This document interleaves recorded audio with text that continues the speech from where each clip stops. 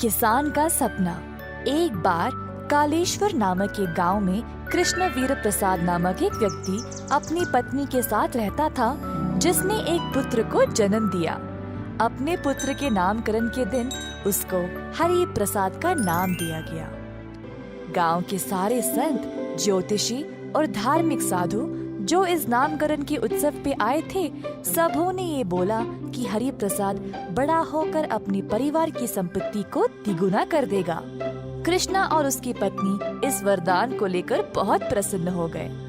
अब बचपन से ही हरि प्रसाद ये सुनते आ रहा था कि उसके कारण परिवार की संपत्ति तिगुना हो जाएगी, तो वो बहुत अमीर बनने के सपने देखते देखते बड़ा हुआ। उसकी इच्छा थी कि वो कई जमीनों का मालिक बनेगा और भोरी भोरी पैसे कमाएगा।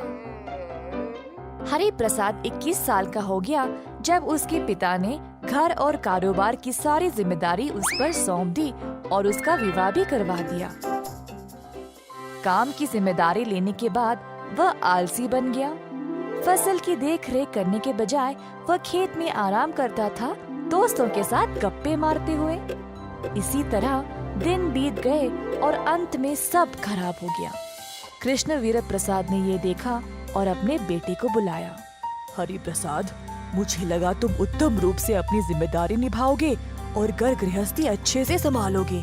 मैंने तुम पे विश्वास किया कि तुम मेरा नाम रखोगे, पर तुमने तो सब बर्बाद कर दिया। मुझे बहुत दुख है इस बात का। पिताजी, आप सब लोगों ने ही तो कहा था कि मेरे जन्म की वजह से इस परिवार की संपत्ति तिगुना हो जाएगी। मैंने ना आपका नाम खराब किया, ना कुछ।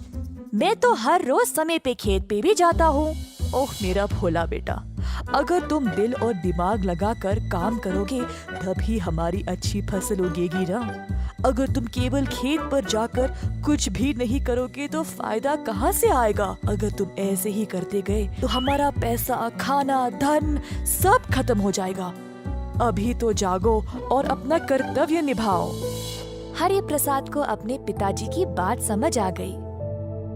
मैंने इतने दिन बर्बाद किए, इतनी छोटी सी बात थी और मुझे समझ नहीं आया।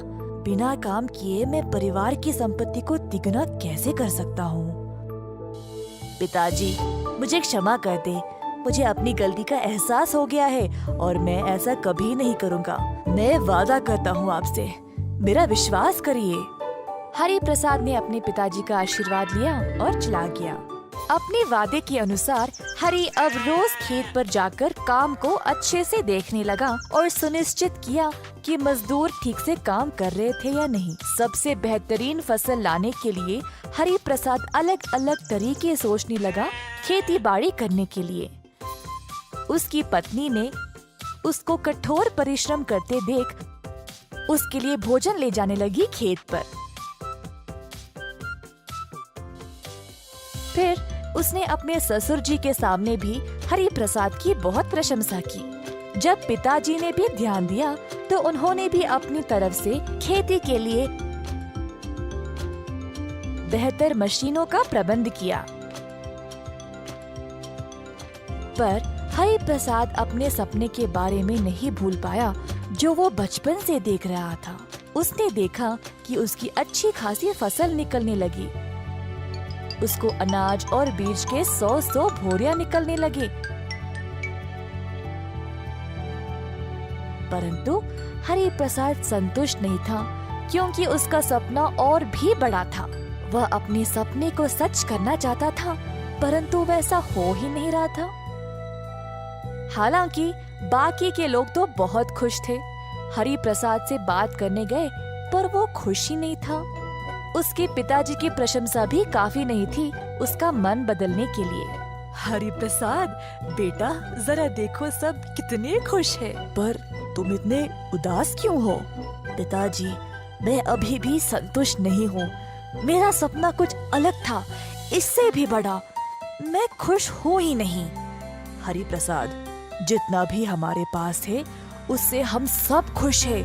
तुम कुछ ज्यादा ही प्राप्त करना चाह रहे हो। हमारी फसल बहुत अच्छी है अभी। अपनी उम्मीदें इतना भी मत बढ़ाओ। नहीं तो जो है उसको भी खो दोगे। परंतु हरि प्रसाद वैसा ही रहा। वह और धन कमाने की कोशिश करता गया और 10 गुण ज्यादा धनवान भी बन गया। सबको दिख रहा था कि हरि प्रसाद ने अपने सपने को पूरा किया था, पर इस बात का एहसास खुद हरि प्रसाद को ही नहीं था। अब क्योंकि वह अपनी कमाई से खुश नहीं था, वह अपने परिवार के साथ कभी भी समय बिता नहीं पाया और जीवन भर असंतुष्ट ही रहा।